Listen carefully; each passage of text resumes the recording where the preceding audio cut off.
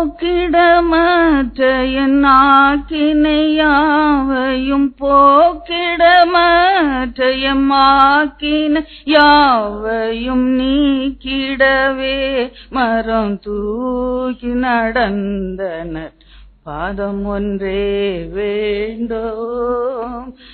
இந்த பாரில் எனக்கு மற்றேதும் வேண்டாம், உன் பாதம் ஒன்றே வேண்டும். நான் நிலத்தோர் உயர்வானிலம் தேரவல், நான் நிலத்தோர் உயர்வானிலம் தேரவல் ஆணி துளைத்திட தனே கொடுத்த உன் பாதம் ஒன்றே வேண்டும். சீரும் புயலினால் வாரிதி பங்கிட, சீரும் புயலினால் வாரிதி பங்கிட பாரில் நடந்தால் போல் நீர்மேல் நடந்த உன் பாதம் ஒன்றே வேண்டும். இந்த பாரில் எனக்கு மற்றேதும் வேண்டாம், உன் பாதம் ஒன்றே வேண்டும். பேசும்படியார் கேட்கிறோம். இயேசு கிறிஸ்துவின் பரிசுத்த நாமத்திலே பிதாவே, ஆமென். கர்த்தருக்கு ஸ்தோத்திரம். இந்த வேளையிலும் நம்மை பலப்படுத்துகிற தேவன் என்று சொல்லி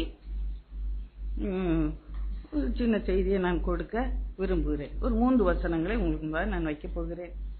கர்த்தர் நிச்சயமாக நம்மை பலப்படுத்துகிற தேவன் என்று சொல்லி நீங்க அறிந்து கொள்ளுவீர்கள்.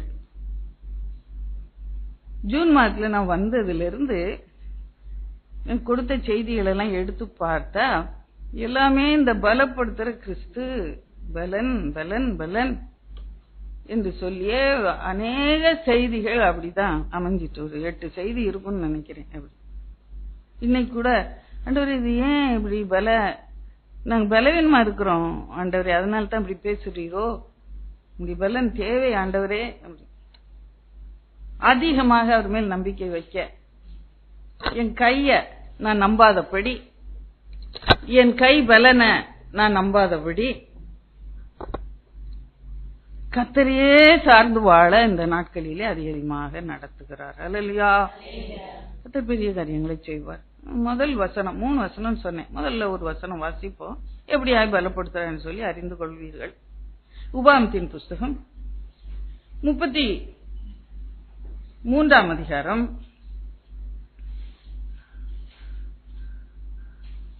25ஆம் வசனம். இரும்பும் வெண்கலமும் உன் பாதரட்சியின் கீழ் இருக்கும், உன் நாட்களுக்கு தக்கதாய் உன் பலனும் இருக்கும் என்றான். உன் நாட்களுக்கு தக்கதாய் உன் பலனும் இருக்கும் என்றான். அல்லேலூயா. அது புரிந்து கொள்கிறீர்களா? எல்லா நாளும் ஒரே மாதிரி விடியுதா, ஒரே மாதிரி அடையுதா? இல்லை. ஒவ்வொரு நாளும் ஒவ்வொரு மாதிரி விடியுது, ஒவ்வொரு நாளும் ஒவ்வொரு மாதிரி அடையுது.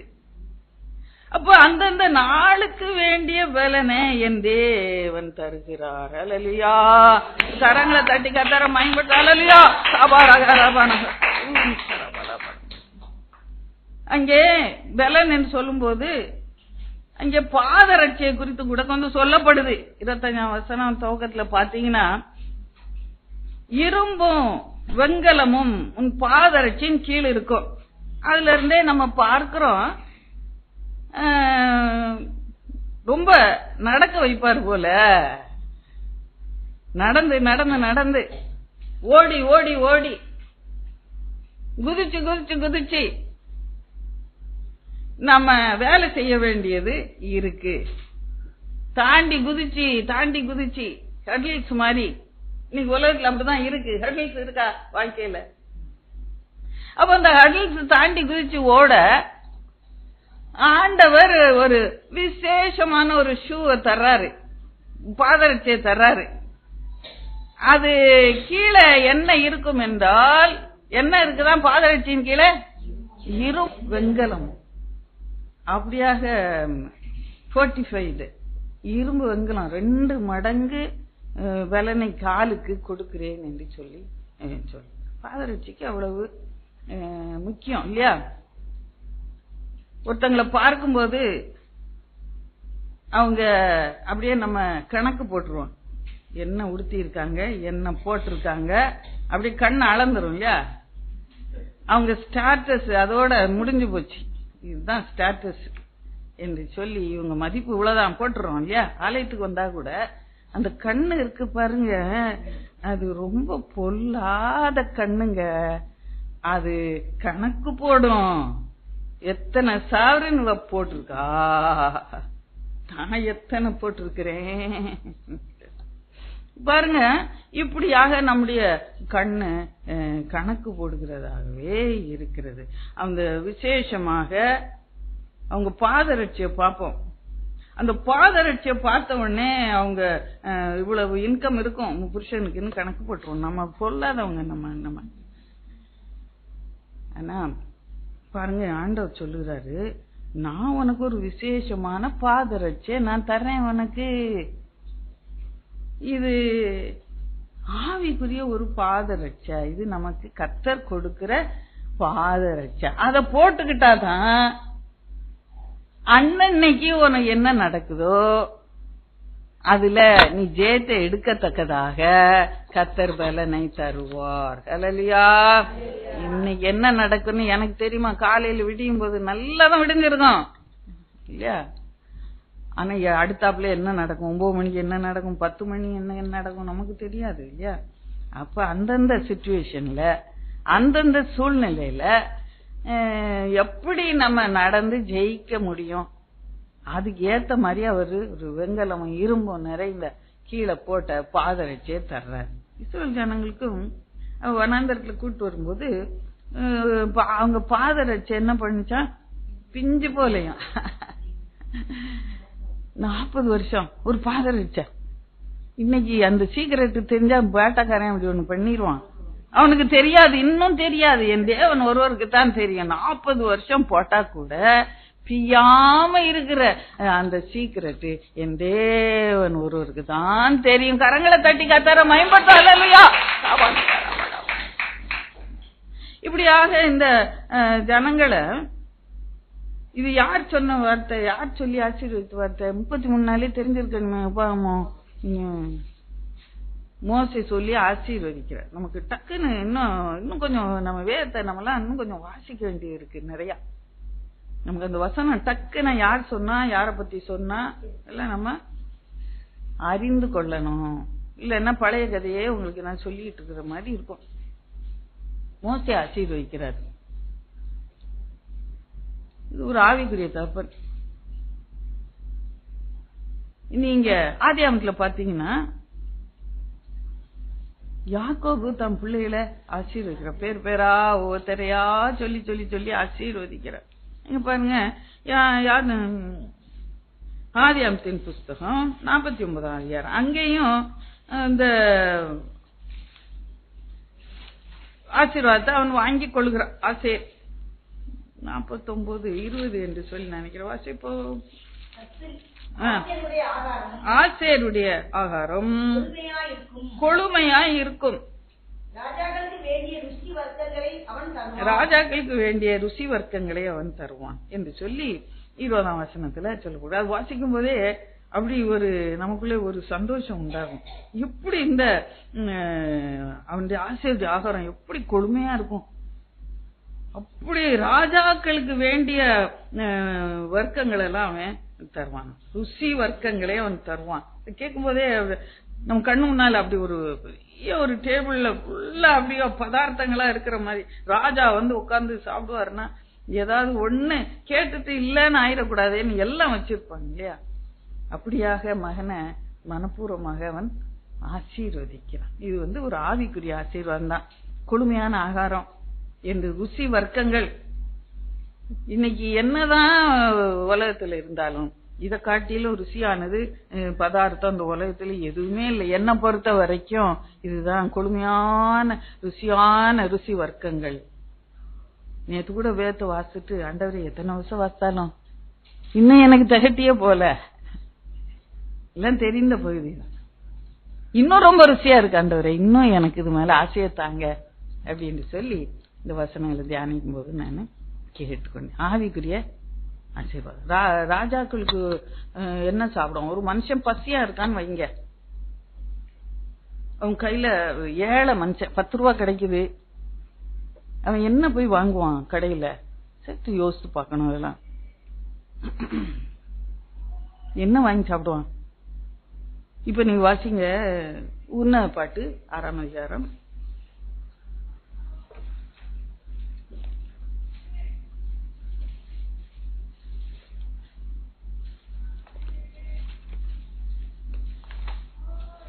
வசனம் வச்சிங்க. பள்ளத்தாக்கிலே பழுத்த கனிகளை என்னவா பார்க்க தான் போகணும், சாப்பிடறதுக்கு இல்ல. திராட்சை செடிகள் துளிர் விட்டு மாதுளம் செடிகள் பூத்ததா என்று அறியவும் வாதுமை தோட்டத்துக்கு போனேன். அப்போ இங்க அந்த சூலமத்தியும் நேசரும் 2 பேரும் பேசிக்கிட்டு போறாங்க. எங்க போறாங்க? பள்ளத்தாக்குல. பள்ளத்தாக்குல உள்ள கனி வேற மாதிரி ருசியா இருக்குங்க. பழங்களை பார்க்க அவங்களுக்கு சாப்பிட்டு பசி இல்லை. அவங்களுக்கு எல்லாம் ராஜ குடும்பத்துல பிறந்ததுகள். அததான் நான் சொல்றேன். அது பார்த்தாலே போதும், அவ்வளவு அழகா இருக்கும். திராட்சை செடியை துளிர் விட்டு மாதுளம் செடி பூத்ததா என்று அறியும். எங்க போனா மாதுளம் தோட்டத்துக்குள்ள போயிருக்கணும், திராட்சை தோட்டத்துக்குள்ள போயிருக்கணும். எங்க போனாங்க? வாதுமை தோட்டத்துக்கு போனாங்க. இதுதான் இந்த ராஜாக்கு வேண்டிய ருசி வர்க்கங்களை தருவான்னு நாங்க சொல்லி இருக்கீங்களா. இது இந்த ஆவிக்குரிய ஒரு ஆகாரம். ஒரு பசிக்குது ஒரு மனுஷனுக்கு, அவன் போய் வாதுமை கொட்டை குடுன்னு வாங்கி சாப்பிடுவானா? பாதாம் குடு, எனக்கு பசிக்குது, 3 நாள் பட்டினியா இருக்கும், ஒரு 10 ரூபா அவனுக்கு கிடைக்குது. திராட்சை பழம் குடுன்னா வாங்கி சாப்பிடுவான்.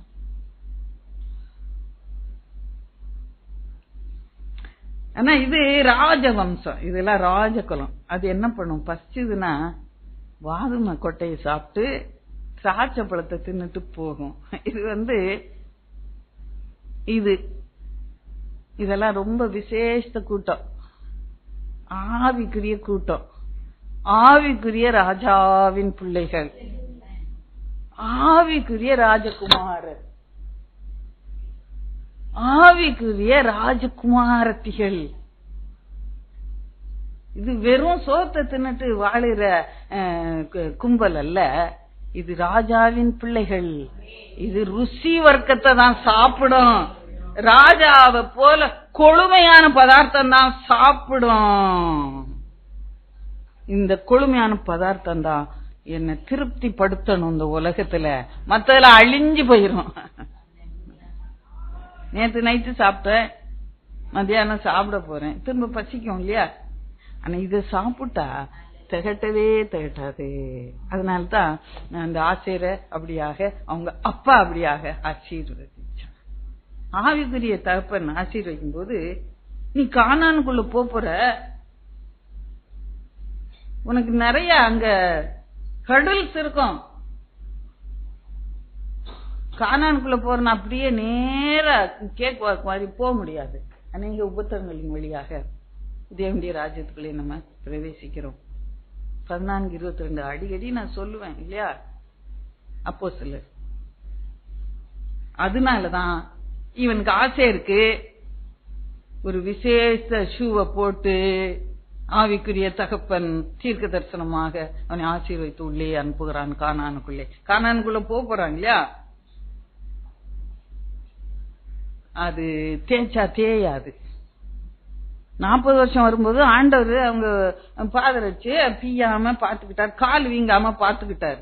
அங்க வைத்தியனா இருக்கான், கால் வீங்க எண்ணெய் தேய்ச்சி விட டாக்டர் உட்கார்ந்துட்டு இருக்காங்க. இல்ல,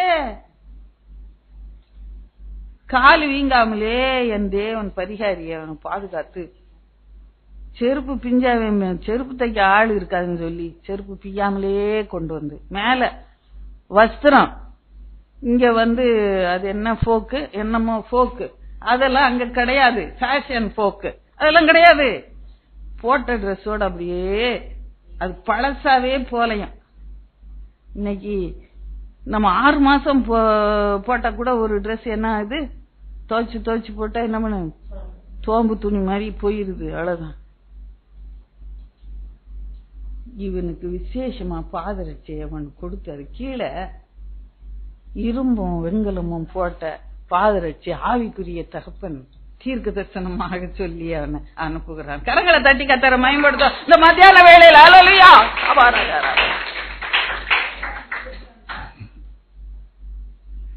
அவனுக்கு வந்த முதல் ஹடில் என்ன,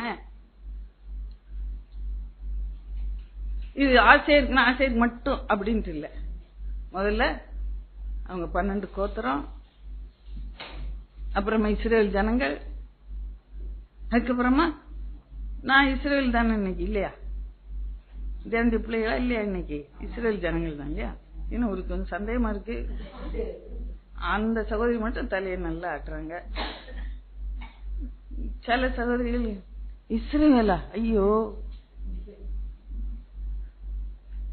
நாங்கெல்லாம் இல்லங்க, நாங்க இந்த ஜாதி, நாங்கெல்லாம் இந்த ஜாதி அப்படின்னு இன்னும் சொல்லிக்கிட்டே உட்கார்ந்துருக்கோம். நம்ம அதான் உருப்படாமலே இருப்பான்.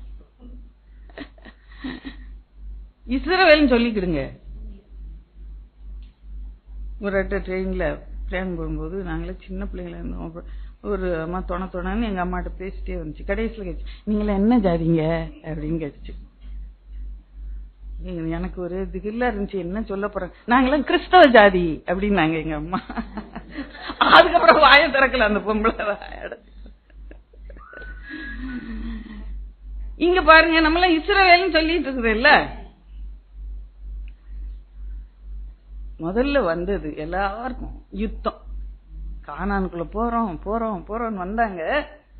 முதல்ல வந்தது அவங்க வாழ்க்கையில யுத்தம். அப்ப இந்த யுத்தத்துக்கு அந்த செருப்பு ரொம்ப முக்கியம் இல்லையா. யுத்தத்துக்கு ஓடும் போது செருப்பு அந்துச்சுன்னா போர் வீரன் அப்படியே மல்லாக்க உளுந்துருவான். அல்லது அதை எடுத்து அவன் சரி பண்ணி இப்படி வச்சு நூல் வச்சு கட்டுறதுக்குள்ள பின்னால இருந்து ஒரு குத்தி அவ்வளவுதான் க்ளோஸ். அப்போ ஆண்டவர் இங்க கொடுக்கிறாரு, இரும்பும் வெண்கலமும் பாதரட்சியின் கீழ் இருக்கும் என்று. கரங்களை தட்டி கத்தர மகிமைப்படுத்தும். அல்லேலூயா. ஓடினாலும் நீ இளைப்படைய மாட்டாய், நீ நடந்தாலும் சோர்ந்து போக மாட்டாய். நீ ஆண்டவர் பாதத்திலே காத்திருக்கும் போது அந்த தெய்வீக பலன் இறங்கி உன்னை புது பலன் அடைய செய்யும். நீ என்ன பண்ணுவ, அப்படியே கேஸ் பலூன் மாதிரி உயர பறந்துருவ. அப்படியே பறந்து கழுகு போல பறந்து. யுத்தம் வந்தது. அதுக்காக தான் முதல்ல தீர்க்க தரிசனமா மோசே ஆவிக்குரிய தகப்பன் அப்படியாக சொல்லுகிறது பார்க்க நமக்கு இன்னைக்கு தருகிறார். எனக்கு தர்றாரா? உன் நாட்களுக்கு தக்கதாக உன் பலன் யுத்தம் இருக்குதா, அன்னைக்கு நீ எந்திரிச்சு ஓடத்தக்கதான பலனை உனக்கு தருவாரு. நம்முடைய வாழ்க்கையில எத்தனை யுத்தங்கள், ஒரு நாளிலே யுத்தங்கள் இருக்கா? ஒவ்வொரு நாளும் வந்த வழியில பஸ்ல ஏறி பாருங்க, அங்க இருந்து இங்க பாருங்க, பஸ்ஸுக்குள்ளேயே நிறைய யுத்தம் வரும். வண்டியில ஏறி, 2 வீலர்ல ஏறி தரமணில இருந்து இங்க பாருங்க, ரோட்ல எத்தனை யுத்தம் வரும். எத்தனை பேர் உன்னை திட்டிக்கிட்டே போவோம், ஏண்டாப்பா கண்ணல்ல இப்படி வந்திருக்க அப்படின்னு. வண்டியில ஏறி வாங்க, அப்பதான் அப்படி போயிட்டு கொஞ்சம் இடம் இருக்குன்னு போறதுக்குள்ள ஒரு 2 வீலர் டபார்னு இப்படி முன்னால அப்படி இப்படி அப்படி போவோம். யுத்தங்கள். ஒரு இடத்துக்கு போனா அது ஒரு பயங்கரமான ஒரு 3 சந்தி. அதுல இங்க இருந்து இப்படி இப்படி திருமணம், அதுல இருந்து 7 திசையில இருந்து வந்துகிட்டே இருக்கும் கார். ஒரு இடத்துக்கு நாங்க போயிருந்தோம். அப்ப இது பயங்கரமா, நமக்கே பக்கத்துல இருக்கிறவங்களுக்கு கொலையெல்லாம் நடுங்க, எப்படிடா இத திரும்ப போறாங்களோன்னு. அண்ணன் சொல்லுவாங்க, இந்த இடத்துல அப்படின்னு திரும்புறதுக்குள்ள ஒவ்வொரு நாளும் எனக்கு உயிர் போயிட்டு தான் வருது அப்படின்னு. யுத்தங்கள் இன்றைக்கு இந்த யுத்தங்களிலே உன் தேவன் பட்சத்திலே நின்று உன் கால் சறுக்காதபடி உன்னை காத்து கொள்வார். கரங்களை தட்டி கத்தர மேம்படுத்த அறிப்பானா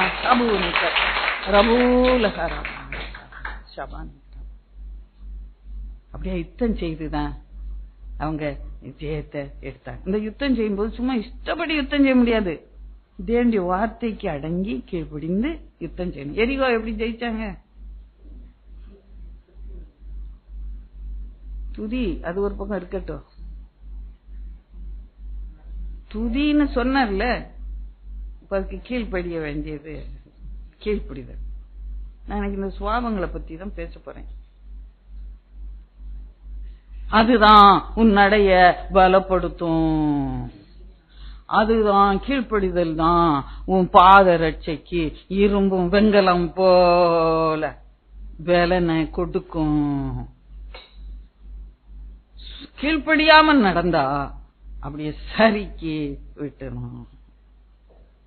கீழ்ப்படிவோம் ஆண்டவருக்கு. இந்த யுத்தங்களை எப்படி ஜெயிச்சாங்க? இன்னும் நிறைய காரியங்கள் உண்டு. அண்ணன் எப்ப சொல்லுங்க, நான் தியானிச்சுக்கிட்டே இருப்பேன். அண்ணன் சொல்லுவாங்க, உன் மெசேஜ் ரொம்ப லாங்கா போகுது, என்ன ரொம்ப நீ தியானிக்க தியானிக்க வர்ற பாயிண்ட் வசனம் எல்லாம் எழுதிடுற, ரொம்ப அது டைம் சுருக்கணும்னா.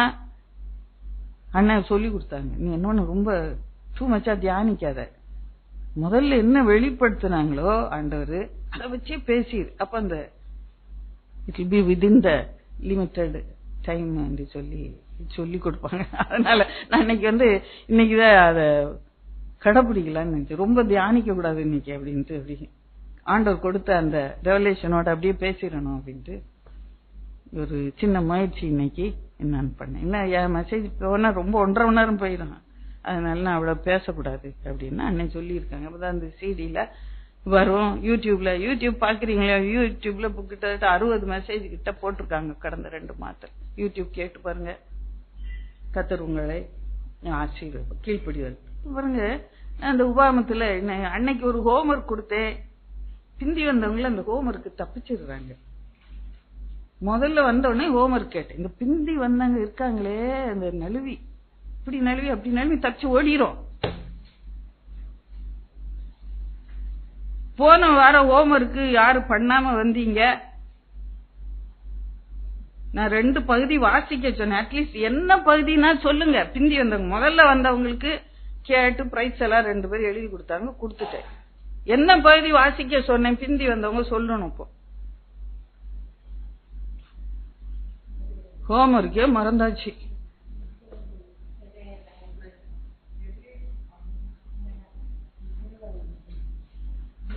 முட்டை மார்க்கு போ, அதோட விடு, எனக்கு டைம் வேஸ்ட் ஆகுது போ.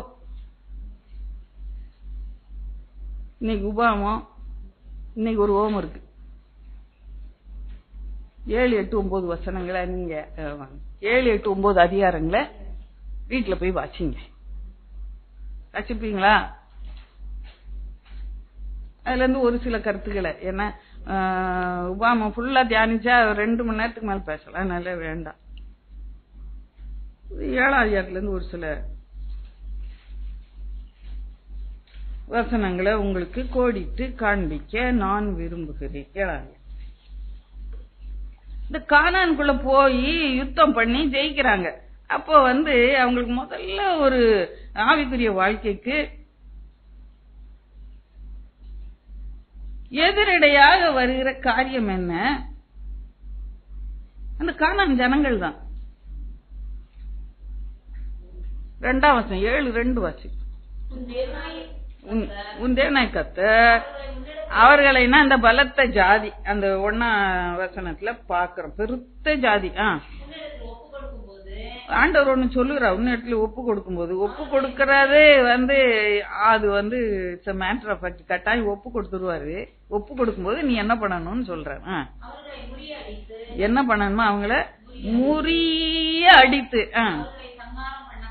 சங்காரம் பண்ண கடவாய். ஆண்டவர் ஒண்ணு சொல்லுறார், முதல்ல அதுக்குள்ள அனுப்ப முன்னாலே சொல்லிடுறார், காஷன், எச்சரிக்கை எச்சரிக்கை எச்சரிக்கை. நீ கானானுக்குள்ள போற, நீ என்ன பண்ணு, அவங்களோட உடன்படிக்கை பண்ணா உயிரோட வைக்க வெட்டி போட்டுரு. இறங்கவும் வேண்டாம்.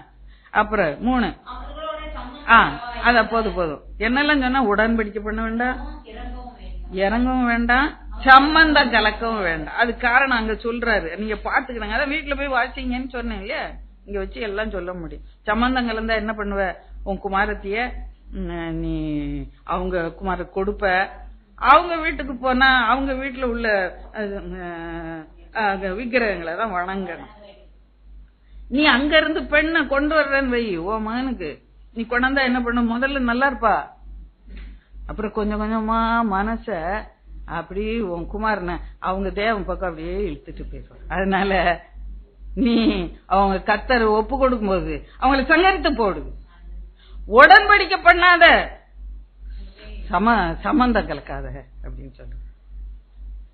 அதுக்கு கீழ்படியே ஒரு பலன் வேணும், ஸ்ட்ரெங்த் வேணுமா வேண்டாமா?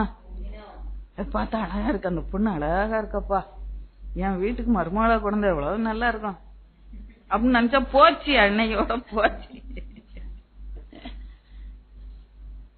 அப்ப பாருங்க, ஆண்டவர் சொல்லுகிற காரியங்களுக்கு கீழ்ப்படிய, அவர் வழியில நடக்க எனக்கு ஒரு தெய்வீக பலன் வேணும். அதான் என் பாதரட்சிக்கு வெண்கலமும் இரும்பும் கலந்த பாதரட்சியை கொடுக்கிறாரு. நீங்க ஒத்துக்கொள்றீங்களா? அதுக்கு எனக்கு என்னமோ அப்படிதான் தோணுது. நீங்கள ஒத்துக்கொள்றீங்களா? அதுக்கு ஒரு ஸ்ட்ரென்த் வேணும் இல்லையா? கீழ்ப்படி பாருங்க, இன்னும் நிறைய காரியங்கள் இருக்கிறது. 5ஆம் வசனம், நீங்கள் செய்ய வேண்டிய என்னவென்றால், அவங்க என்ன பண்ணுமா, பலிபீடங்களை இடித்து சிலைகளை தகர்த்து தோப்புகளை வெட்டி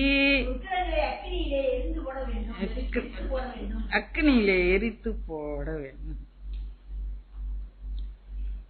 அத முதல்ல செஞ்சுங்க. அதுக்கு கண்ணு முன்னாலே இருந்தா என்ன பண்ணும், ஐயோ ரொம்ப அழகா இருக்கே, இது நல்ல வெள்ளியா இருக்கே, இது நல்ல பொண்ணா இருக்கே அப்படின்னு நிச்சயத்தை என்ன பண்ணுவ, வீட்டுக்குள்ள கொண்டு போயிடுவ. அது உனக்கு கண்ணியா இருக்கும். அதான் நான் வீட்டுல போய் இந்த 7, 8, 9 வாசித்து பாருங்கன்னு சொல்லி இருக்கிறேன்.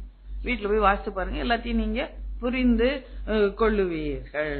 அப்போ அது செய்யறதுக்கு ஒரு பலன் இருக்கணும், இல்ல செய்ய முடியாதுங்க. இது தோப்பு நல்லா இருக்குங்க, நல்ல நனலா இருக்கு, நல்ல ஒரு பிளே கிரவுண்ட வைக்கலாம் பிள்ளைகளுக்கு, வேண்டாம் வெட்டி போடு அப்படின்னு சொல்லு. பாருங்க,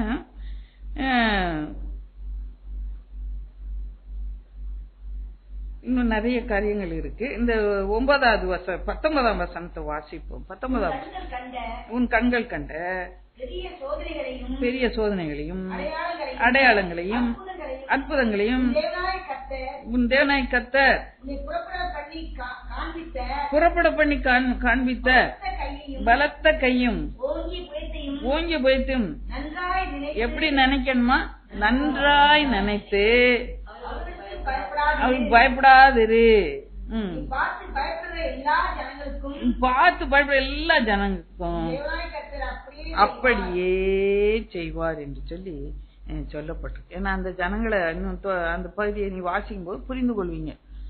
அவங்க சமாச்சாரம் கேட்டா அப்படி பராக்கிரமசாலிகளா இருக்கிறவங்க. நீ அதை பார்த்து நீ பயப்படாத. அதான் அந்த அடுத்த கீழ்ப்படின்னு கண்டுபிடிச்சோம். இப்பொழுது பயப்படாம இருக்கணும். நம்மளோட ஐயோ அவங்களாம் ரொம்ப பெரியவங்க, நம்மளால அவங்களாம் ஜெயிக்க முடியாது.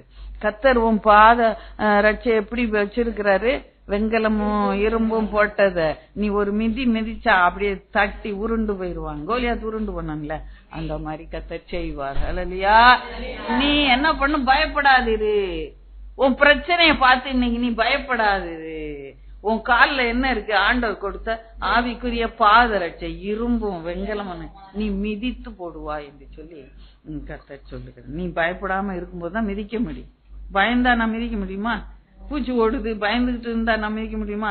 பயப்படாம இருக்கும்போதுதான் சக்குன்னு ஒரு மிதிச்சு நீ காணான சுதந்திரிக்கலாம். உனக்கு வாக்கு தத்தம் இருக்கு, நீ அது அப்பொழுதுதான் நீ சுதந்திரிக்கலாம். அல்லேலூயா. கர்த்தரை பற்றி ஒரு சில காரியங்கள் அங்கே அழகாக சொல்லப்பட்டிருக்கு. அதை நான் உங்களுக்கு வாசித்து காண்பிக்க விரும்புகிறேன். 7ஆம் அதிகாரம் 21. நீங்க அந்த பூச்சை பார்த்து பயப்படுறீங்க. ஆனா நீங்க ஆண்டவரை பாருங்க என்று சொல்லி இந்த வசனம் சொல்லுது. அவர்களை பார்த்து பயப்பட வேண்டாம், உங்கள் தேவனாய கர்த்தர் உங்களுக்குள்ளே இருக்கிறார், அவர் வல்லமையும் பயங்கரமான தேவன். கரங்களை தட்டி கர்த்தரை மகிமைப்படுத்துவோம். அல்லேலூயா, அல்லேலூயா, அல்லேலூயா, அல்லேலூயா. வந்த வீட்டுக்குள்ள வந்து வியாதியை பார்த்து நீ பயப்பட வேண்டாம். அல்லேலூயா. உன் வீட்டிலே உன்னை பயப்படுத்துற வியாதி வந்திருக்கா, நீ பயப்பட வேண்டாம் என்று கர்த்தர் சொல்லுகிறார். உனக்குள்ளே இருக்கிற கர்த்தர் அவர் வல்லமையும் பயங்கரமான தேவன். அல்லேலூயா. இந்த பயத்தை போக்க ஒரே ஒரு காரணம், நம்ம அந்த பிரச்சனையே பார்த்துக்கிட்டு இருக்கோம். நீங்க ஆண்டவரை நோக்கி பார்க்கும்போது அவருடைய வல்லமையை உங்களால காண முடியும். அவருடைய பயங்கரமா எப்படியெல்லாம் செய்தாரு, ஏத்தியரை தண்டிச்சு கொண்டு வந்தாரு, அதையெல்லாம் நீ பார்க்கும்போது பயம் எல்லாம் நீங்கி போகும். இன்னைக்கு ஏதாவது டாக்டரால பயத்துக்கு மருந்து கொடுத்து பயத்தை நீக்க முடியுமா அவங்கள? ஆனா என் வேதம் சொல்லுது, அந்த பயத்துக்கு ஒரு மருந்து சொல்லுது. அல்லேலூயா. நீங்க பயப்படும் போதெல்லாம், நோயை பார்த்து பயப்படும் போது, உன் பிரச்சனையை பார்த்து நீ பயப்படும் போது, மனுஷரை பார்த்து பயப்படும் போது நீ என்ன பண்ணுமா, எனக்குள்ளே இருக்கிற என் கர்த்தரை நான் நோக்கி பார்க்கணும். அல்லேலூயா. அந்த கர்த்தரை எனக்குள்ளே இருக்கிறாரா அந்த செக் பண்ணிக்கிடுங்க. இன்னைக்கு அபிஷேக கூட்டத்துல வந்து அபிஷேகத்தை ரொப்பிக்கொள்ளுங்க. அவர் வல்லமையும் பயங்கரமான தேவனாக இருக்கிறார். அப்போ நீ சோர்ந்து போவதே இல்லை. ஆசேருடைய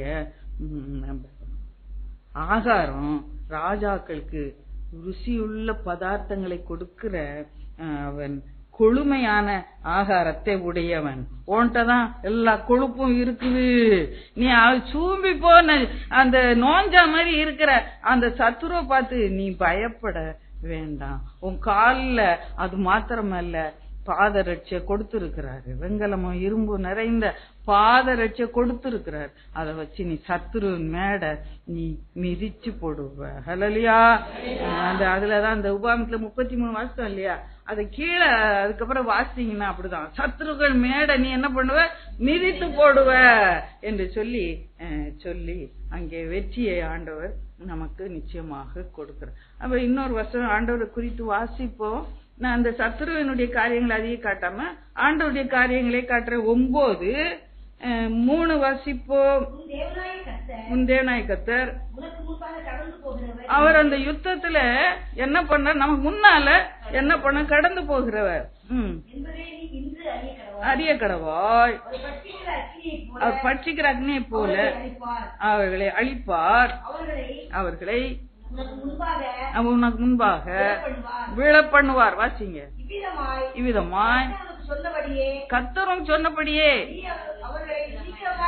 நீ அவளை சீக்கிரமாய் துரத்தி. அல்லேலூயா. கரங்களை தட்டி மயம்பட்டோமா. அல்லேலூயா, அல்லேலூயா, அல்லேலூயா. நீங்க சத்துருன்னு சொல்லும் போது உங்க பிரச்சனைய நீங்க அந்த இடத்துல வைத்துக் கொள்ளுங்க. உன் தேவன் வல்லமையும் பயங்கரமான தேவன். இங்கே என்ன பார்த்தோம், அவர் உனக்கு முன்பதாக கடந்து போகிற தேவன் என்று சொல்லி பார்த்தோம். அவர் என்ன பண்ண, முன்னால கடந்து போய் உன்னை வந்து ஆபத்துக்கு உன்னை எக்ஸ்போஸ் பண்ணவே மாட்டாரு. அவர் முன்னால போய் அந்த எல்லா தீமையையும் விலைக்கு போட்டு மிதிச்சு போட்டுருவாரு என்று சொல்லி. எந்த பிரச்சனை இன்னைக்கு ஒன்ன பயப்படுத்துது, கர்த்தர் உனக்கு முன்பாக கடந்து போக, இந்த இடத்தை விட்டு கடந்து போங்க. அந்த விசுவாசத்தோட நம்ம கடந்து போவோம். எனக்கு முன்பாக கர்த்தர் கடந்து போவார். வீட்டுல உள்ள நோய் என்ன பண்ணுவாரு, அழிச்சு போடுவார், அக்னியினால சுட்டரிச்சு போடுவார். இன்னைக்கு வேலையில்லா பிரச்சனை, அத வந்து கர்த்தர் என்ன பண்ண, அழிச்சு போடுவார். எனக்கு முன்னால போய் இந்த இடத்தை விட்டு கடந்து போகும்போது காரியங்கள் வாய்க்கும்படியா. உனக்கு விரோதமா ஜனங்கள் கூடி நிக்கிறாங்களோ, உன் குடும்பத்தை அழிக்கணும்னு, கர்த்தர் உனக்கு முன்பா கடந்து போய் அவர்களை அழித்து போடுவார். சாட்சியாக பண பிரச்சனையா இன்னைக்கு உனக்கு முன்பா கடந்து போய் அவர் அழித்து போடுவார். அவர்கிட்ட எல்லாம் இருக்கு. மனுஷனுடைய வன்கண் பொறாமை எரிச்சல் நமக்கு முன்பதாக இருக்கிறதோ, அதை எனக்கு முன்பதாக கடந்து வந்த அந்த வன்கண் என் மேல படும் முன்னால அவர் அதை அழிச்சு போடுவார். கரங்களை தட்டி கத்தர மயம்பட்டு அழலையா அவர்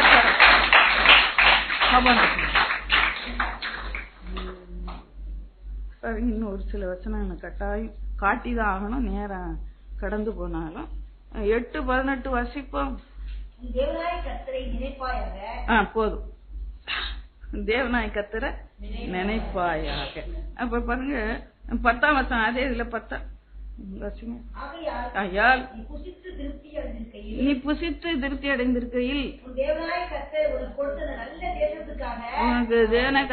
நல்ல தேசத்துக்காக சோத்தரிக்க கடவா. இப்போ உபாகமத்துல முதல்ல அவர் மோசே இன்னும் கானானுக்குள்ள போல புத்தி சொல்லி அனுப்புறாரு. நீ அதுக்குள்ள போகும்போது உன் தேவனாய கர்த்தரை நினைப்பாயாக, மறந்துடாத. புசித்து நல்ல திருப்தியா இருக்கும்போது என்ன பண்ணணும்? அவரை ஸ்தோத்தரி. நம்ம சில நேரம் ஜனங்களை பார்க்கும்போது ரொம்ப பரவாயில்ல கண்டிஷனா இருக்கும். உதவி வாங்கிக்கிடுவாங்க, நம்ம ஆபத்துல வந்தாங்களா? வரமாட்டேன். நம்மளை நினைக்கல அவங்க. நான் படிப்பே இல்லாம கிடந்தேனே, ஒரு குடும்பம் இப்படியா கடந்த வாரம் சொன்னாங்க. நான் தான் படிக்க வச்சேன் அவனை, 6 வருஷம் டாக்டருக்கு படிக்க வச்சேன். எங்க வீட்டுல ஒரு உதவி மெடிக்கல் உதவி தேவைப்படும் போது அவன் கண்டுக்கவே இல்லை.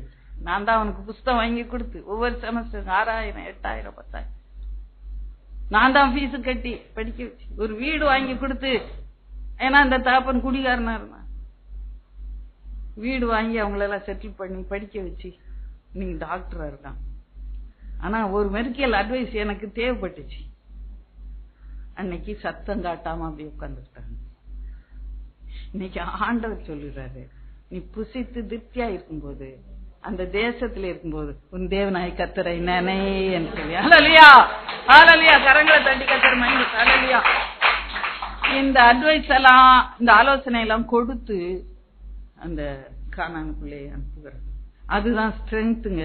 ஆண்டவர் வார்த்தைக்கு கீழ்ப்படுகிறது, அவரை நினைக்கிறது. உன் காலுக்கு அது பலனை கொடுக்கும். வெங்கலம் கட்டின மாதிரி இருக்கும் பாதம். இரும்பு பாதரட்சை போட்டது போல, இரும்பும் வெங்கலமும் கலந்த பாதரட்சை போட்டது போல உன் காலுக்கு அது பலனாய் இருக்கும். அந்த பலனோட அவரை நினைக்கிறதா உனக்கு பலன். உன்னால எந்திரிச்சு நிக்க முடியும். அவரை நினைக்கலன்னா உன்னை தட்டி விட்டுருவார், ஒரே தட்டா. ஆண்டவர் நினைச்சுக்கிட்டே இருங்க. நினைப்பீங்களா? ஆண்டவர் நினைச்சா போவீங்க. வேதம் சொல்லுது, நான் வீட்டு வேலை செய்யறேங்க, எனக்கு படிக்க தெரியாது, எழுத தெரியாது, நீ ஆண்டவரை நினை, ஸ்தோத்திரம் சொல்லு. நீ புசித்து திருப்தியா இருக்கும்போது உன் தட்டுல இருக்கிற சாரத்தை பார்த்து, என் கைபலன் தான் இது சம்பாதிச்சுது எனக்கு கொடுத்துன்னு நீ சொல்லாத. ஒரு ஊழியக்காரன் ஹோட்டல்ல போய் உட்காந்து சாப்பிட உட்காந்தான். தேவனுடைய பிள்ளை சாப்பாடு கொண்டு வச்சோடனே 1 நிமிஷம் தலையை கவுந்து நன்றி சொல்லி சாப்பிட்டானா. அப்ப பக்கத்து மேசையில இருந்தவன் அவனை பார்த்து கிண்டல் பண்றான். என்னங்க, ஏது ஏது ஏது சாப்பாடு இருக்க திங்க மாட்டியா? கண்ணை மூடி ஜோம் பண்றியே. ஆமா, நன்றி சொல்றேங்க தேவனுக்கு. இந்த உலகத்துல ஒரே ஒரு ஜென்மம் தான் எனக்கு தெரியும், அது சோத்த போட்டா லபக்குன்னு தின்னும் பண்ணி அப்படின்னா. நீ புசித்து திருப்தி அடைந்திருக்கே உன் தேவனாய கர்த்தரை ஸ்தோத்திரி. கரங்களை தட்டி கர்த்தரை. ஹல்லேலூயா. அநேக குடும்பங்களிலே குடும்ப ஜெபங்களே கிடையாது. கையிலே பணம் உண்டு, ஆனா குடும்ப ஜெபம் கிடையாது.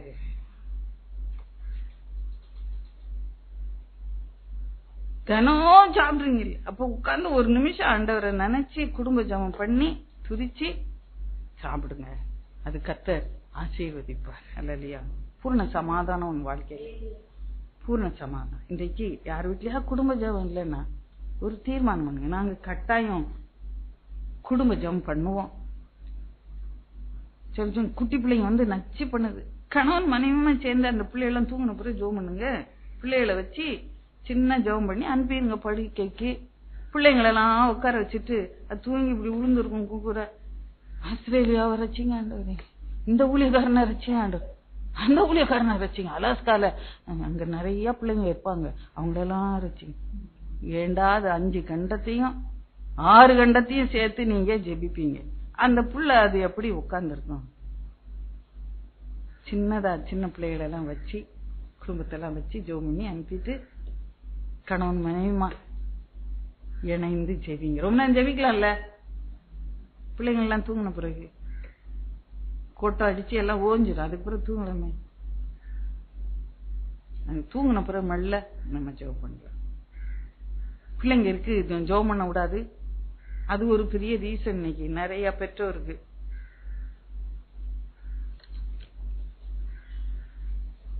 குடும்ப ஜெபம் இல்லாத வீடு கூரை இல்லாத வீடு. உன் தேவனாய் கர்த்தரை நீ நினைக்கிற நேரம் அதுதான். 2 பேர் ஒருமனப்பட்டு ஜெபிக்கும் போது பரலோகத்திலே பிதா அத உங்களுக்கு கொடுப்பார். அல்லேலூயா. இன்னைக்கு ஆண்டவர்கிட்ட கெஞ்சுங்க. எங்க வீட்டுல ஒரு குடும்ப ஜெபம் இன்னைக்கு ஆரம்பிக்கணும். ஆண்டவரே உதவி செய்யுங்க. நீங்க எப்படி செய்வீங்களோ எனக்கு தெரியாது, கேளுங்க, அப்பொழுது உங்களுக்கு கொடுக்கப்படும். நாளைக்குன்னு போஸ்ட்போன் பண்ண வேண்டாம். இன்னைக்கு நைட் எங்க வீட்டுல ஜெபம் நடக்க கேப்பீங்களா? கணவன் வரல, சரி, மருமகளையாவது அட்லீஸ்ட் மருமகளையா பிடிச்சி வா உட்காரு, வா ஜெபம் பண்ணலாம் வா அப்படின்னு இழுத்து கொண்டு உட்கார வைங்க. மருமக கேப்பல்ல கட்டாயம், மகனை கொண்டு உட்கார வைங்க. கத்தச்சி அப்பதான் உன் காலுக்கு அது பலனாய் இருக்கும். உன்னால சத்துருவோட பேச முடியும். சத்துரு வெக்கப்பட்டு போவான். அப்பொழுதுதான் சத்துரு வெக்கப்பட்டு போவான். ஒரு மனப்பட்டு ஜெபிக்கணும். யாரு உங்களோட சேர்ந்து ஜெபிக்கிறாங்க? மகன் ஜெபிச்சா ஹஸ்பண்ட் லேட் ஆகுறாச்சு, மகன் ஜெபிச்சா மகனோட உட்கார்ந்து ஜெபிங்க. ஜெபிச்சுட்டு அப்புறமா சாப்பாடு போடுங்க. மகனுக்கு சாப்பாடு போட்டீங்கன்னா அவனுக்கு சாப்பிட்டுட்டு ஓடிடுவான். கம்ப்யூட்டர் ஓடிடும். வா ஜெபிச்சாதான் சாப்பாடுன்னு உட்காந்து மேசையிலே அப்படியே உட்காந்து முழங்கால் போட வைக்காங்க. பழக்கம் இல்லாதவங்க போட முடியாது, இஷ்டம் இல்லாதவங்க போட முடியாது. கொண்டு உட்கார வச்சு ஒரு 5 நிமிஷம் ஜெபிச்சு அதுக்கு பிறகு போய் தோசை ஊத்தி கொடுங்க. கர்த்தர் ஒரு மாறுதலை, பெரிய மாறுதலை வீட்டிலே உண்டாக்குவார், உங்க வாழ்க்கையில உண்டாக்குவார். உங்க கண்கள் காணும்படி செய்வார். சாக்கு போக்கு சொல்லாதீங்க. எங்க வீட்டுல யாரும் வரமாட்டாங்க. குடும்பம் யாரும் வரலன்னாலும் நீங்க அந்த 8 மணிக்கு பாட்டு புக்கை எடுத்துக்கிட்டு குடும்ப ஜெப நேரம் யார் வந்து கலந்துக்கிறீங்களோ கலந்துக்கிடுங்க. இயேசு இருக்கிறாரு, நான் இயேசுட்ட ஜெபிக்கிறேன், உங்களுக்கு இஷ்டம்னா வந்து கலந்துக்குங்க அப்படின்னு சத்தமா 2 பாட்டை பாடி தந்தானே துதிப்போமே பாடி கைய தட்டி ஜெபத்தை ஆரம்பிச்சு வைங்க. அது அட்லீஸ்ட் அது பொறுக்க முடியாமலையா இருந்து உட்காருவார். சீக்கிரம் ஜெபம் பண்ணீங்களா? குடும்ப ஜெபம் பண்ணீங்களா? குடும்ப ஜெபம் பண்ணீங்களாமா? குடும்ப ஜெபம் பண்ணீங்களா? கர்த்தருங்களா? சரி. உன் தேவனாய் கர்த்தரை நினை என்று சொல்லி கர்த்தர் சொல்லுகிறார். பாருங்க, இந்த 25ஆம் அதிகாரம் எடுத்துக்கங்க. உபாகமத்துல இன்னும் அநேக காரியங்கள் உண்டு. அதான் நான் உங்களை வீட்டுல போய் வாசித்து பாருங்கன்னு சொல்லிட்டேன். அதனால ஏன் மேல பழி இல்லப்பா, நான் சொல்லிட்டேன், நீங்க போய் வாசித்து பாத்துக்கிடுங்க. 25:15 வாசிங்க. உன் தேவனாய் கர்த்தர் உனக்கு கொடுக்கும் தேசத்தில் உன் நாட்கள் நீடித்திருக்கும்படி குறையற்ற சுமுத்திரையான நிறைகளும் குறையற்ற சுமுத்திரையான படியும் உன்னிடத்தில் இருக்க வேண்டும். நான் அநேக நாட்கள் யோசிப்பது உண்டு. நம்ம வீட்டுல யார் வீட்லயும் இப்ப நெல் அழுக்கிறதுல ஒரு காலம் அளந்தாங்க இல்லையா? நெல் அளந்தாங்க, அநேக தானியங்கள்லாம் அளந்தாங்க. நம்ம வீடுகள் பெரிய குதில்கள் எல்லாம் உண்டு. அப்போ படி, மரக்காலு, ஆளாக்கு, பால் கூட மாடு இருக்கும் 15-20 பால் அளக்க அந்த இதெல்லாம் இருக்கும். இன்னைக்கு அதெல்லாம் எக்ஸ்டிங்க்ட் ஆயிட்டு வீட்டுல. இன்னைக்கு அந்த மரக்கால நேர் வீட்டுல பாத்தீங்கன்னா ஷோ பீஸ் மாதிரி வச்சிருப்பாங்க. அப்படின்னு அப்படிதான் இருக்கு. என்னத்துக்கு இது எனக்கு எப்படி பொருந்தும்? நான் ஆண்டவர்கிட்ட கேட்பேன். அது சொல்லி இருக்கு, கர்த்தர் உனக்கு கொடுக்கும் தேசத்தில் இன்னும் போல. அதுக்குள்ளே வான் பண்ணி அனுப்புறாரு, அட்வைஸ் பண்ணி அனுப்புறாரு, புத்தி சொல்லி அனுப்புறாரு. நீ இப்படி நடந்துக்க. எப்படி இருக்கணுமா? சுமத்திரையான திராசு இன்னும் இருக்கு, நரக்கல்லு சுமத்திரையா இருக்கணும், குறையற்ற சுமத்திரையான. நான் இன்னைக்கு ஆண்டு ஒரு நாள் பேசுறேன், ஆளுங்களை எடை போடுறேன் இல்ல, அந்த ஆளுங்களை எடை போடுறது முதல்ல நிறுத்து. எல்லாரும் என் பார்வையில சுமத்திரையான எல்லா எடை.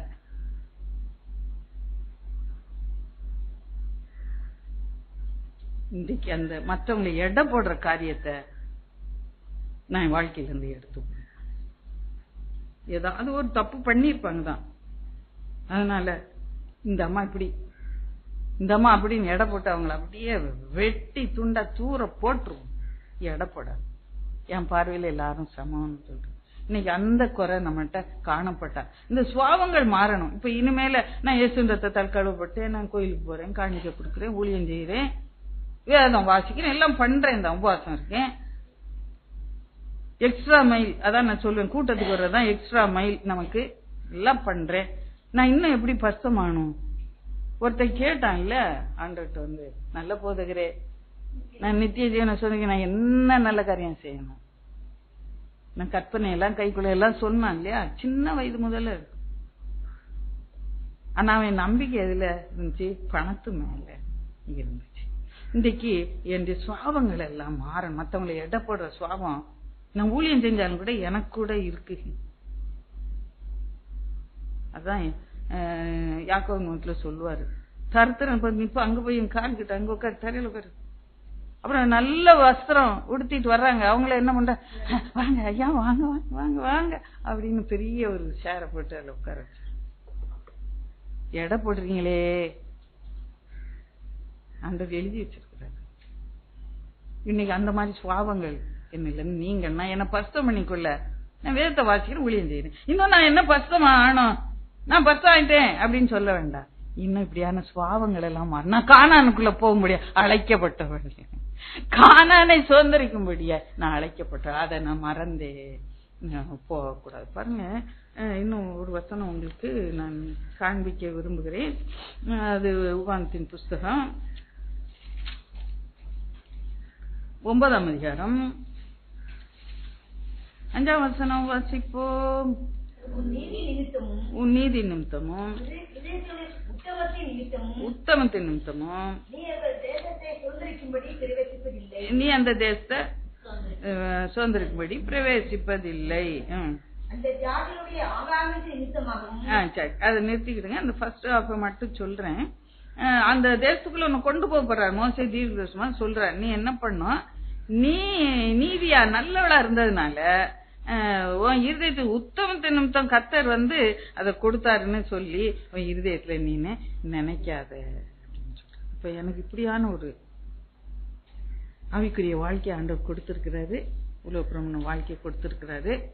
எனக்கு ஒரு நல்ல வேலை, எனக்கு பென்ஷன் வருது, என் புருஷன் நல்லா சம்பாதிக்கிறாரு, எனக்கு படிப்பு இருக்கு, என் பிள்ளைங்க எல்லாம் நல்லா கல்யாணம் பண்ணி கொடுத்துட்டு எதையாவது ஒண்ணு நினைச்சு நான் நல்லவங்க, அதனால தான் இதெல்லாம் எனக்கு நடந்தது அப்படின்னு இந்த பெருமை ஆண்டவர் அருவருக்கிற ஒரு சுபாவம்.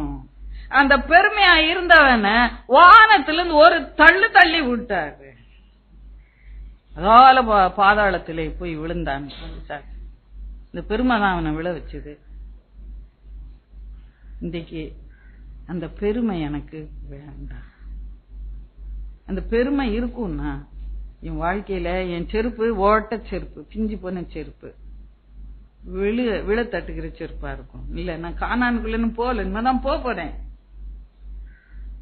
எனக்கு தாழ்மை இருக்கும்னா அது என் பாத ரட்சைக்கு வெங்கலம் போலது, இரும்பு போன்றது, அப்படியே கிரிப் அப்படியே இருக்குங்க, அப்படியே கிரிப் இருக்கும். இன்னைக்கு ஜேகே டயர் போடுவாங்க கிரிப்பு, இன்னைக்கு இந்த கால்ல அந்த கிரிப்பு தாழ்மைதான்.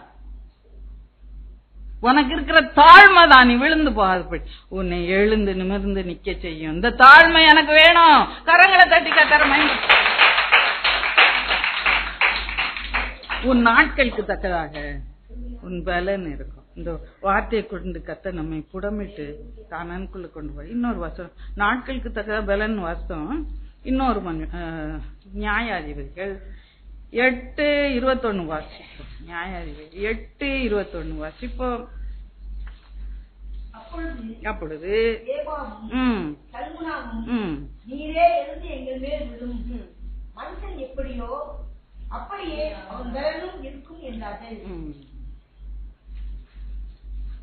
அந்த சம்பவத்தை வீட்டுல போய் பார்த்துக்கிடுங்க.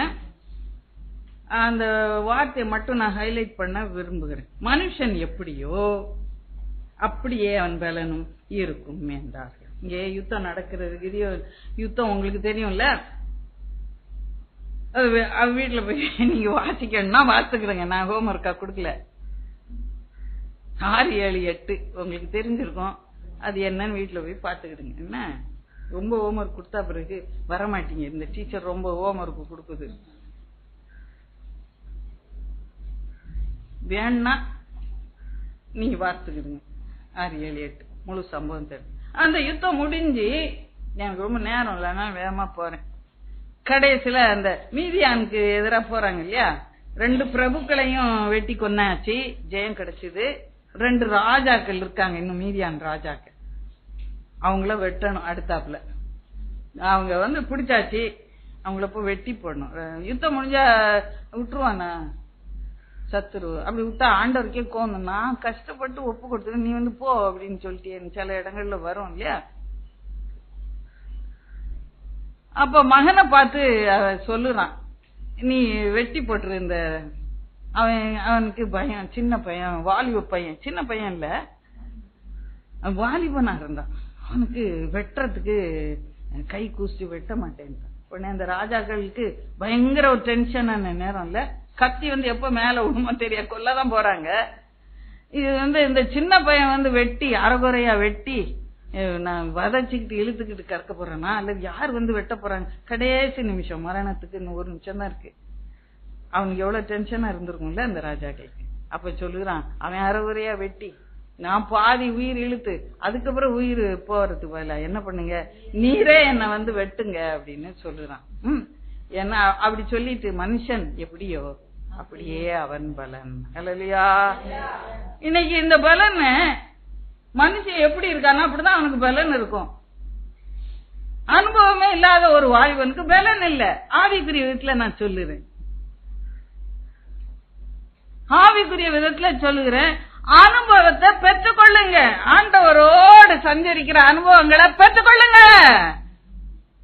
அப்பதான் உங்க பலன் கூடும். இந்த கிதியோன் எப்படிப்பட்ட மனுஷனா இருந்தா, 6ஆம் அதிகாரத்துல பார்க்கும்போது அவன் அந்த சிறையிருப்பின் நாட்களிலே அவன் தைரியமாக போரடித்தான். அப்ப இன்னும் அபிஷேகத்தை பெற்றுக்கொள்ளல, ஆண்டோடைய வெளிப்பாடுகளை அழைப்பை பெற்றுக்கொள்ளல. அப்பவே அவனுக்குள்ளே ஒரு தைரியம் இருந்தது. அவனுடைய தைரியம் என்னன்னா, எகிப்தில இருந்து வரும்போது எவ்வளவு அற்புதங்கள் எல்லாம் எங்க ஆண்டவர் செய்தார்னு சொன்னாங்களே, அது மேல கொஞ்சம் விசுவாசம் இருந்தது. அது அவனுக்கு தைரியம் கொடுத்து அவன் போரடிக்கிறான். இன்னும் வேகமா சொல்லிட்டு போறேன், இல்லது முடியாது பாருங்க. அப்புறம் அவன் கர்த்தருக்கு ஆராதனை செய்கிறவனா இருந்தான். அது ஒரு பலன் அவனுக்கு கொடுத்தது. அந்த ராஜாக்களை வெட்டி போட ஒரு பலன் தந்தது. மனுஷன் எப்படி அப்படியே அவன் பலன் ஆராதனை செய்யும் போது, கர்த்தரை துதிச்சுக்கிட்டே இருக்கும்போது, ஆராதனை செய்யும் போது நமக்குள்ளே ஒரு பலன் உண்டாகும். நம்ம வேறு மனுஷனாய் மாற்றி போடும் அவன் ஆராதனை செய்கிறத பார்க்கிறோம். அது மாத்திரமில்ல, அந்த அந்நிய விக்கிரகங்கள் எல்லாம் உடைச்சி தோப்பெல்லாம் நொறுக்கி அவன் ஒட்டச்சு தள்ளுகிறவனாக இருந்தான். நம்முடைய வாழ்க்கையில இது ஆண்டவர் பிரியமில்லாத ஏதாவது தோப்புகள் உண்டா? குளிர் காய்வோம் அதுல உட்கார்ந்து, அந்த வெயில் படாம நனலுக்குள்ள நல்ல சந்தோஷமா வாழுவோம். அது ஆண்டவர் பிரியமில்லாத காரியங்களாக ஒரு வேளை இருக்கலாம், சுவாபங்களாக இருக்கலாம். சண்டை போடுறது, கெட்ட வார்த்தை, அதெல்லாம் ஆண்டவரே அந்த பக்கம் தொடாதீங்க, அதெல்லாம் நான் மேனேஜ் பண்ணிக்கிறேன், நீங்க இந்த பக்கம் மட்டும் இருந்த ஆசீர்வாதத்தை மட்டும் கொடுத்துக்கிட்டே இருங்க, இதெல்லாம் நான் பாத்துக்கிறேன். இந்த தோப்பு வெட்டுற வேலையெல்லாம் என்கிட்ட கொடுத்துருங்க, நான் எப்ப வெட்டணுமோ வெட்டுவேன். வேண்டாத காரியங்கள், நேரம் வீணாக்குற காரியங்கள், மத்தவங்களை பத்தி புறங்கூறுகிற காரியங்கள், அது ஒரு பக்கம் நடந்துகிட்டே தான் இருக்கும். அவன் எல்லாத்தையும் தகர்த்து போடுகிறவனா இருந்தான். அப்புறமா நீங்க பாத்தீங்கன்னா ராத்திரி செஞ்சுட்டு பயந்துட்டு தான் செஞ்சான், வீட்டுக்குள்ள போய் உட்கார்ந்துக்கிட்டான் இல்லையா. காலையில ஊரார் சண்டை போட வர்றாங்க. அப்ப வெளியே வந்தான அவங்க அப்பா வெளியே போய் பேசினார். இப்ப நம்ம செய்யற காரியங்கள் என் அப்பா எனக்காக சொல்லட்டும், எங்க அப்பா பரம தகப்பன் எனக்காக பேசட்டும். எனக்கு ரோமா நிறைய பேர் சண்டை போட வர்றாங்க இல்லையா. நீ இப்படி பண்ணியே, நீ அப்படி பண்ணியே, நீ அப்படி பண்ணியே. நான் அதுக்கு உத்தரவு சொல்ல வேண்டாம். இங்க பரம தகப்பன் எனக்காக பேசும்படியா யுத்தத்தை அவர் கையில கொடுத்து பலத்த கருத்துக்களை அடங்கி இருக்க தெரியணும். ஒழித்து கொண்டான் வீட்டுக்குள்ள. அப்புறம் நீங்க பாத்தீங்கன்னா அநேக காரியங்களான்ட்டு தாழ்மை இருந்தது. அந்த 7ஆம் அதிகாரத்திலே 8ஆம் அதிகாரத்துல முதல் வசனத்துல பாக்குறாங்க. முதல்ல அவன் யுத்தத்துக்கு போகும்போது எப்ராஹிம் மனுஷர் கூப்பிடல. அப்புறமா பாதி யுத்தம் நடந்த பிறகுதான் இந்த எப்ராஹிம் சேர்ந்து கொள்ளுகிறான். நீங்க வீட்டுல போய் இந்த சம்பவம் வேணும்னா வாசித்து கொள்ளுங்க. அப்ப சண்டை போடுறாங்க. நீ முதல்ல யுத்தத்துக்கு போகும்போது என்ன கூப்பிடல. எப்ராஹிம் சண்டை போடுறான். ஆனா அந்த எப்ராஹிம் தான் அந்த 2 அதிபதிகளை, மீதியானின் அதிபதிகளை அவங்கதான் கொன்னது. அப்ப அவன் சொல்றான், நீ செஞ்ச காரியம் எவ்வளவு பெருசு, நான் செஞ்சது ஒண்ணுமே இல்ல, நீ தானே அந்த அதிபதிகளை எல்லாம் கொன்ன என்று சொல்லி தன்னை தாழ்த்தி கொடுக்கும்போது அவங்க அமைதி. அப்புறம் பாத்தீங்கன்னா அவளுடைய கோபம் ஆறிச்சு, அவன் மேல் இருந்த அவளுடைய கோபம் ஆறிச்சு. மற்றவனுடைய கோபத்தை ஆற பண்ணுகிற ஒரு சாந்தமான சுவாபம், தாழ்மையான சுவாபம். நமக்கு ரோம கோபம் இருந்தாங்க, நம்ம தாழ்ந்து போனோம்னா அப்படியே மாறி இருந்துச்சு. பாருங்க, தாழ்மை அவனுடைய வாழ்க்கையில இருந்தது. அப்புறம் பார்க்கும்போது 6ஆம் அதிகாரம் 34 6ஆம் அதிகாரம் 34 இப்படியா சொல்லுகிறது. அப்பொழுது கர்த்தருடைய ஆவியான கிதியோன் மேலே இறங்கினார். அவன் அதுக்கப்புறம் எக்காலம் ஊதுகிறத பார்க்க முன்ன எல்லாரும் பின்னால சேர் அபிஷேகம். இந்த அபிஷேகம் இருக்கும்போது நான் வேறு மனிதனாய் மாறுவேன், பராக்கிரமசாலியாய் மாறுவேன், சத்துரை வெட்டி போடுகிற அந்த தைரியம் எனக்கு எனக்கு கிடைக்கும். பாருங்க, ஞானமாய் நடந்து கொண்டான். அப்புறமா என்ன செய்யறான், மனுஷன் எப்படி அப்படியே அவன் பலன் இருக்கும்னு சொன்ன உடனே அவன் கிதியோன் வேற யார்ட்டையும் அந்த பொறுப்பை கொடுக்கல. அவனே எழுந்து அந்த ராஜாக்களை வெட்டி பூர்ணமான ஒரு ஜெயத்தை அங்கே கிடைக்கிறது. அப்ப இந்த வெட்டி போடுகிறேன்னு சொல்லும்போது இன்னும் எப்போதும் எனக்கு அந்த சாமுவேலை குறித்து ரொம்ப ஆச்சரியமா இருக்கும். சாமுவேலை குறித்து சொல்லி 1 சாமுவேல் 15:33 பாத்தீங்கன்னா வாசிங்க. 1 சாமுவேல் 15:33. சாமுவேல் உன் பட்டயம் ஆக்கினது போல ஸ்திரீகளுக்குள்ளே ஆவாள் என்று சொல்லி சாமுவேல் கில்காலிலே கர்த்தருக்கு முன்பாக ஆகாகை துண்டித்து போட்டான். நான் எப்போது சாமுவேல் தீர்க்கதரிசி குறித்து எப்பொழுது நினைப்பேன், ரொம்ப அப்படி மைல்டு அந்த அப்படியே அபிஷேகம் பண்ணப்பட்டு அன்புனால ஒழுகி அப்படியே இருப்பாரு, பரிசுத்தவானா இருப்பாரு அப்படின்ட்டு நினைப்பேன். அவர் திறந்தா வாயில இருந்து அப்படியே அன்பு பொழியும், கிருபை பொழியும். அவரு ஒரு ரொம்ப பூனைக்குட்டி மாதிரி ஒரு புறாவை போல அப்படியாக அமைதியா இருப்பாரு அப்படின்னு. இந்த இடத்துல பார்த்தா பட்டயத்தை எடுத்து ஒரே வெட்டு அந்த ராஜா. கர்த்தருக்கு அவ்வளவு வைராக்கியமாய் இருந்தான். உன்னை வேறு மனுஷனாய் மாற்றும் கர்த்தர் தாமே. அப்படியான ஒரு வேறு மனுஷனா அவனை மாற்றும்படியா மனுஷன் எப்படியோ அப்படியே அவன் பலனும் இருக்கும். அந்த பலனை இன்னைக்கு தருவார். இந்த இடத்த விட்டு போகும்போது உன்னை கத்தி எடுத்து வெட்டிடணும்னு ஏதாவது பிளான் பண்ணிட்டீங்களா? இல்லையே. இன்னைக்கு ஒரு கத்தி எடுத்தா அவ்வளவுதான். யாரும் அப்படி நினைக்கலையே? இல்ல என்ன ஒரு மாதிரி கொஞ்சம் அமைதியா இருக்கீங்க, எல்லாம் பயமா இருக்கு. இங்க இந்த டெரரிசம் டீச் பண்ண மாதிரி வேண்டாத சுவாபங்களை நம்ம ஆகாது நம்முடைய வாழ்க்கையில இருப்பான்னா, ஆண்டவர் வெறுக்கிற ஆகாது நமக்குள்ள இருப்பானா? அவன் தான் நான் தான் ராஜா அப்படின்னு இருந்தான் இல்லையா? அந்த பெருமையை நீங்க இன்னைக்கு வெட்டி போடும். கர்த்தர் உங்களை அப்படியே பலப்படுத்துவாராக. கர்த்தர் பெரிய காரியங்களை செய்வார். இன்றைக்கு உங்களை பலப்படுத்துவார். கண்களை மூடி அப்படியாக ஜெபத்துக்குள்ளாய் கடந்து